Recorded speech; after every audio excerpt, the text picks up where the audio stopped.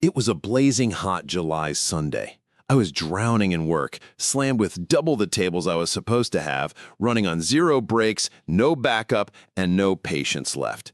That's when they walked in, three smug guys in polos and designer sunglasses ready to ruin someone's day.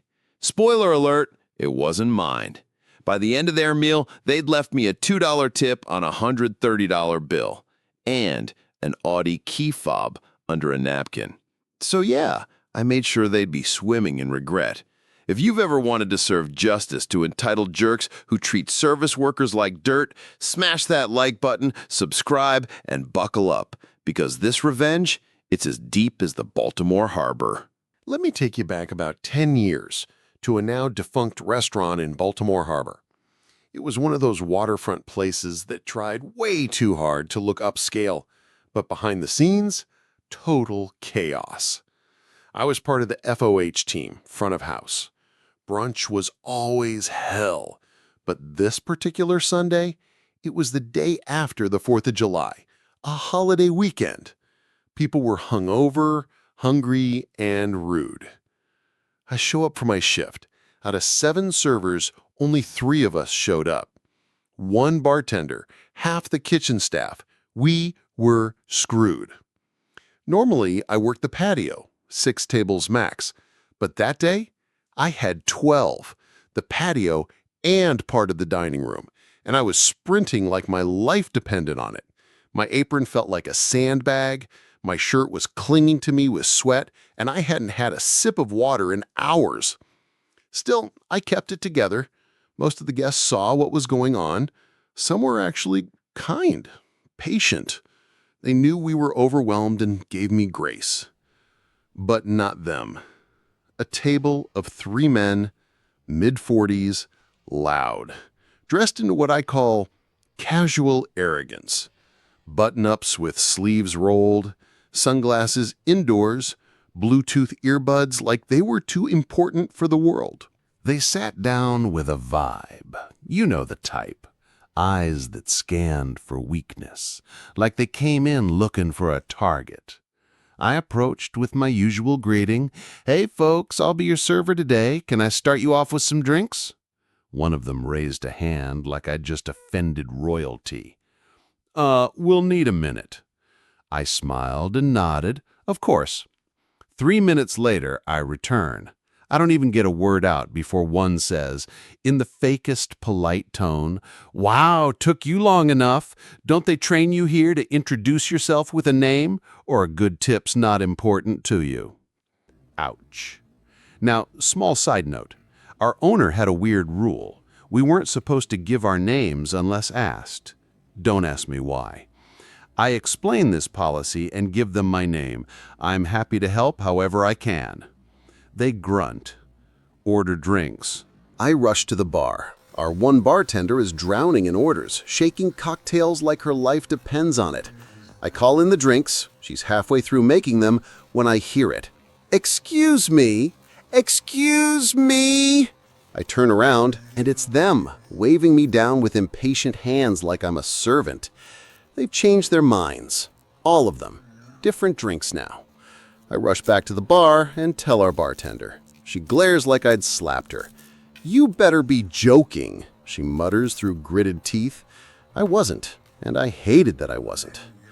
The new drinks are in. I head back to take their food order. Apps and entrees. Simple, right? Wrong. 5 minutes later, while I'm mid-order with another table, one of the men walks right up behind me. "Hey, we want to change our appetizers." He didn't even wait, just said it, loudly, at someone else's table. I wanted to scream, but instead, I smile through it. I excuse myself, flag the chef, and explain. His face goes red, part fury, part boiling kitchen heat, and he barks something about wasting time. So now I've got a pissed bartender, an enraged chef, and me holding it together with duct tape and fake smiles. The orders go through. I deliver their apps. 5 minutes later, their entrees come out. Our manager helped run them because, again, we were in survival mode. And that's when the table throws their next punch. "Oh, wow," one says, arms crossed. Didn't realize this was fast food. We're still working on appetizers. This is totally unacceptable. You know what? We're going to need these entrees comped. And a round of drinks on the house. I take a slow breath, nod, and say I'll talk to my manager. I do. She walks over to them with a tight smile, listens to their complaint, then returns with a look that says, I hate everything. Comp one app, she says, nothing else. So now, everyone in the building hates this table. And I mean everyone. By now, I avoid them unless I absolutely have to. I refill their water with zero eye contact. I pre-bust dishes like a ghost. Near the end of the meal, one of them asks all smug, How long have you been doing this? I answer honestly. He chuckles, Maybe you should quit. You're clearly not good at it. And that broke something inside me. I smiled, but inside, I was done. I dropped the check off and had my manager run the card. They left a $2 tip on a $130 bill, and they thought I was the problem. But Karma? She works fast. As I cleared their table, I noticed something shiny under a napkin. An Audi key fob. I paused, picked it up, slipped it into my apron. Not maliciously yet. I fully intended to turn it in to the host stand when I had a second. Hours passed. The shift wound down.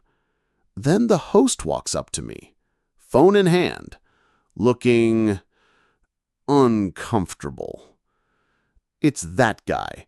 He called asking if anyone found a car key. I nodded slowly.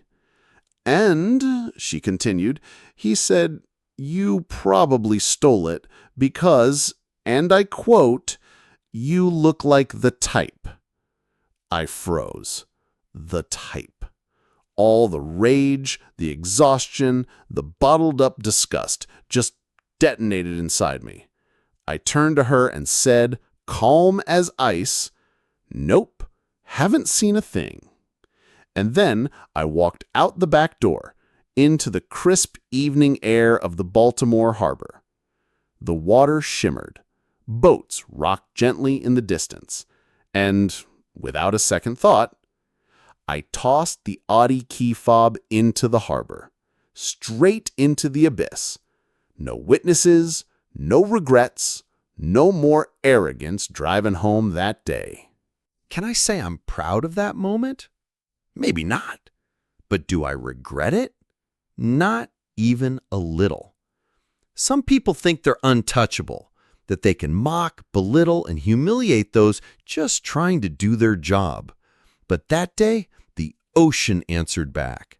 And somewhere out there, a salty Audi key sleeps with the fishes, proof that sometimes the universe does deliver a little wet, poetic justice.